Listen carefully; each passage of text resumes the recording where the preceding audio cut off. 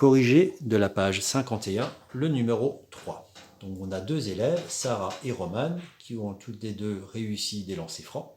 On aimerait savoir laquelle des deux a eu le plus de réussite proportionnellement au nombre de tentatives. Parce que ce qui est difficile en fait, c'est que Sarah, elle a réussi 12 lancers sur 30, donc un petit peu moins que la moitié, alors que Roman, elle en a réussi 15 sur 40.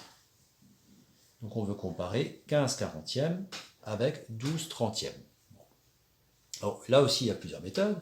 Première méthode, c'est de regarder en pourcentage combien ça fait.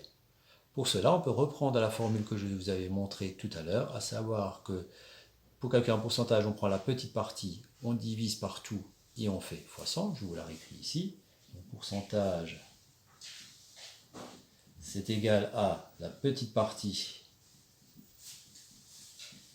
divisé par tout fois 100. Donc pour Sarah, j'obtiens 12, qui est la petite parce qu'il est donc le nombre de lancers réussis, divisé par tous ces lancers fois 100. Et si on fait le calcul, on trouve que ça fait du 40%. Romane, on va faire pareil. Elle a réussi 15 lancers, elle en a tenté 40 en tout. On fait donc fois 100, et là, on va trouver que ça fait du 37,5%. Conclusion, Sarah est un petit peu plus performante que Roman.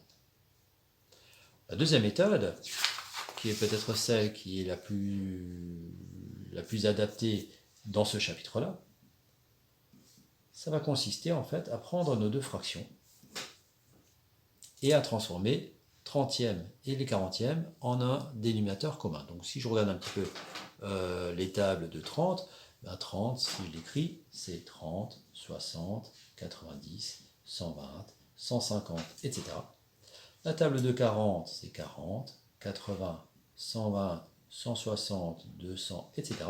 Et on remarque qu'il y a 120 comme dénominateur, enfin comme multiple commun à 30 et à 40.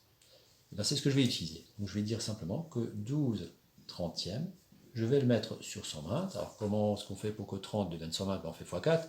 1, 2, 3, 4. Donc 30 x 4, 120. 12 x 4, ça fait 48 120e. Je fais la même chose avec la fraction de Roman. Je multiplie en haut et en bas par 3 cette fois-ci. 40 x 3, ça fait 120. 15 x 3, ça fait 45. On voit bien que 48 120e, c'est un petit peu plus grand que 45 120e. Conclusion, Sarah est un petit peu plus performante, par rapport en tout cas par rapport aux essais, que Roman.